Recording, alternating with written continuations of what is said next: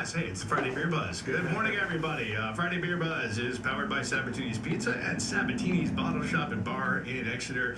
Sabatini's, you guys have the areas, and I say you guys because Linda's here, hi. With the area's greatest selection of rare and craft and imported beers, growlers and crowlers, and 37 rotating drafts at Sabatini's Pizza and Sabatini's Bottle Shop and Bar, Wyoming Avenue in Exeter. Linda Sabatini had a little ADHD moment there. Just was like, hey, Linda's here. What's happening? Not much. What's going on with you? Oh, nothing. How's business? You did very good on the intro today. I just have to compliment you. After the last couple of weeks of disaster, that was pretty good. Well, it was. I hate to say this, but Bill backed me up in court. It was only last week. You're making me look worse than I already am. No, it was just last week. But I have messed up in the past. Well, and I'm sorry. Rebounding. But things good? Business good? Oh, yeah. Beer good today? We'll find out. Oh, okay. That's good, yeah. I'm just looking at this. Also, Bill is here from mybeerbuzz.com. Bill, good morning. Hey, good morning. Happy Friday. Happy Friday to you. It's an interesting launch into the show because I chit-chat with Johnny for a little while, and then I'm listening to a commercial, and in the middle of that commercial, it snaps right into the middle of it's the Friday Beer Buzz.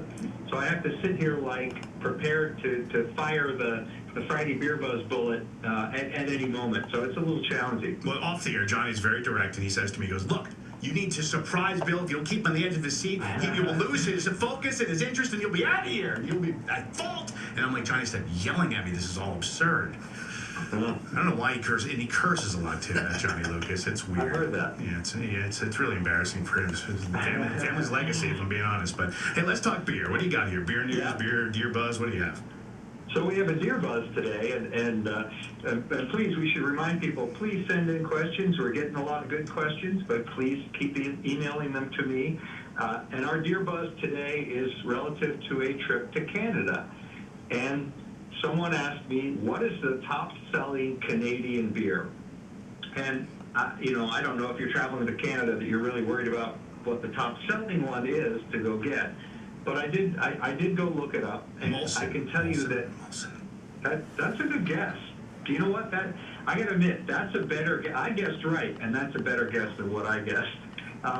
Based purely on annual sales, the best-selling Canadian beer is Labatt Blue, believe it or not. And it's a big seller. I think that's a pretty big seller locally. If I were going to Canada, I would seek out some things that we can get here in the States, but there's still really, really good beers like Unibrew. In our trip to Canada, I also found a really cool local brewery called Alexander Keith's, and they made some really interesting beers. So that's kind of my answer there is Labatt Blue is the biggest selling beer in Canada. Man, I'm disappointed because Lindo knows this. One of my favorite beers is Labatt Blue Lime Light, and I always confuse it with Molson. No, I don't know why. I think, anyway, you got it right. I got it wrong there. What do you got in beer news? So we do have a little bit of beer news, some exciting collaborations. We mentioned one of these last week. It was called Agave Amigos, and it's a collaboration between the brewery in Placentia, California, and Firestone Walker in Paso Robles, California. And they're doing a beer now that's part of that same series of beers. This one will be called Mojita Rita, and it will be a tequila barrel-aged wheat wine, another wheat wine. I know we mentioned that last week. That uses agave syrup, limes, here's the scary one, peppermint, orange peel, and sea salt. And that is the same base as that Agave Amigos wheat wine that we mentioned last week. This one is 17.4% ABV, so it's big, and 750 ml bottles. So it's equally big in the bottle size as well. I have nothing to say about the beer, but I want to talk about the movie Three Amigos for some reason. What about? They need another brewery. They need to add a third brewery. The peppermint, the peppermint in that? Weird. That's where you're having to. The only thing I think of is sometimes tequila can have a bite. I don't know how prevalent the tequila flavor will be, but the peppermint can add a little bit of coolness to it, maybe. Yeah. So a breath mint with your shot? It doesn't make sense. Oh. Yeah. Yeah, no, that one's a little scary. And it's going to impart all that agave syrup, all that kind of real earthy flavor. So that'll be an interesting one. Firestone Walker is also doing a number of new Mind Haze beers. That's one of their IPAs, hazy IPAs. They're doing Mind Haze Tropic Rocket IPA, Mind Haze Citrus Cyclone IPA with tangerine, and Mind Haze Tiki Smash. And all of these will be 6.2% ABV. They will be in 12-ounce cans, and it looks like a variety pack. And I can tell you, I've tasted 2 of the 3 of these already, and they really are likable, tasty, easy-drinking IPAs. Nice. So look forward to those. Firestone Walker Barrel Works, that's their barrel aging facility, is teaming up with Beechwood Brewing Company, another SoCal brewery, and they're doing a beer called Fuzzy Feeling. And that will be one that I can't wait to try. It's an American wild ale fermented with white peaches and sage. That hits 6.7% ABV, 375 ml bottles. And our last piece of beer news for the day, Samuel Adams. We have not talked Samuel Adams and Jim Cook in a long time. They're doing a number of beers called Epic Squeeze, and they are fruited beers. They will have one that is a mango ale, a berry ale, a citrus ale, and a tropical ale. And all of those fruit-forward beers will hit 4.6% ABV, and they'll be packaged in 12-ounce cans.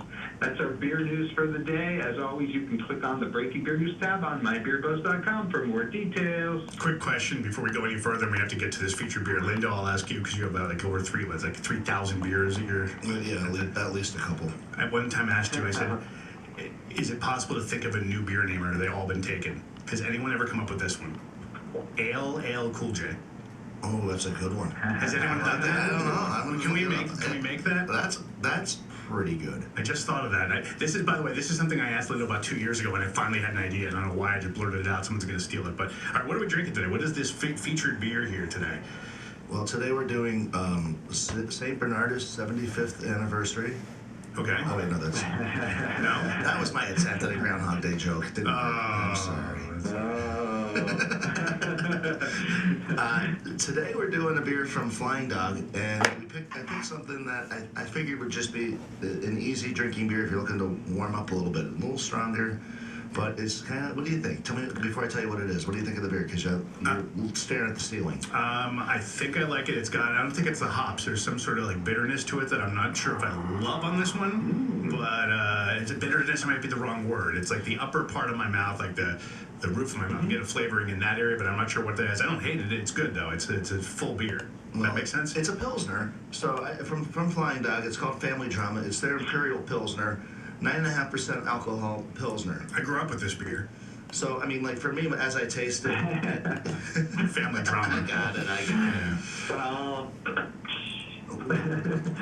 Sorry to sidetrack back for a second, but there are a lot of Ale Cool J beers. Are there really? There are Twisted Hippo Brewing, Pretentious Beer Company, Atlanta Tucky Brewing, all make Ale Cool J, so sorry. That's amazing. It was almost a good idea. Well, it was a good idea, but it's taken.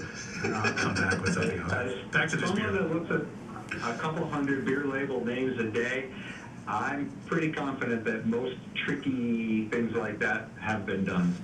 Probably one of these days. Today we are talking about family drama. Yeah, this is... which most people could relate to, but this is a 9.5% Imperial Pilsner. Now, for me, what is an Imperial Pilsner?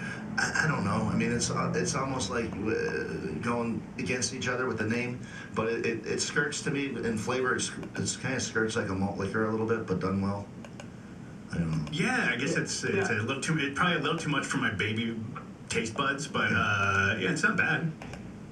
Yeah, this one has a lot going on. They use pure German ale yeast, so it's actually, while it technically is a lager, it is fermented with ale yeast, which gives it that boost so that you can do an Imperial Pilsner. This one hits 9.5% ABV. That is up from, the last time we featured this beer on the show was 8.5% ABV. So they've actually upped the ABV, and it's 35 IBU. That's a hoppy Imperial Pilsner. It uses Saaz hops, Jason. That's S-A-A-Z. And they tend to impart an herbal, spicy, or floral flavor to these beers. So that may be what you're getting from the bitter, spicy kind of thing. Yeah, I don't think it's that spicy, but it's bitter. It got a little bitter, and it just feels like it's real heavy in one part of my mouth, and that's just something I'm not used to. That may be the ABV, and you don't expect it when you're tasting the beer. I mean, it really is smooth for 9.5% alcohol. I would never have guessed the ABV in my life if I didn't know. It's not like a hoppy. It was always equated to like a grapefruity flavor. No, that's not here. It's not here at all. So it's a different kind of. I think Billy used to use this mouthfeel. I hate saying that; it makes me feel pretentious, but that's what I'm actually feeling. Mouthfeel. I don't want to be a liar here. And one of my favorite stories about Flying Dog, it was founded by George Stranahan.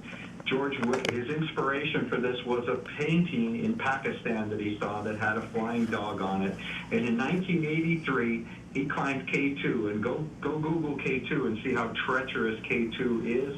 And he said after 800 miles of glaciers and hiking to the summit, that George Stranahan declared the most dangerous thing was running out of alcohol on day 17 of a 35-day trip. Yeah, well, before I Google that, I'm going to Google, what is it, Pakistan? Is that a place? I'm kidding. Of course I know what that is. Linda's looking at me like I'm insane. Hey, Bill, look, we got to wrap this up.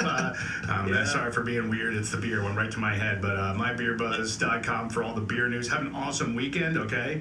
Thank you for the insight. And we will talk to you again next week. Linda, again, Sabatini's, thank you. This beer's available? Oh, yeah.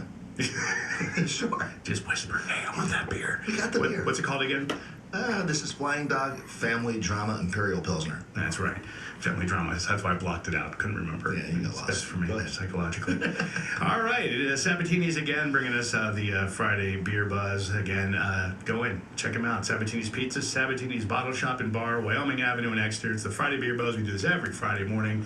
Have an awesome weekend. We'll talk to you next week. The Friday Beer Buzz, of course, always bringing good beers and good people together.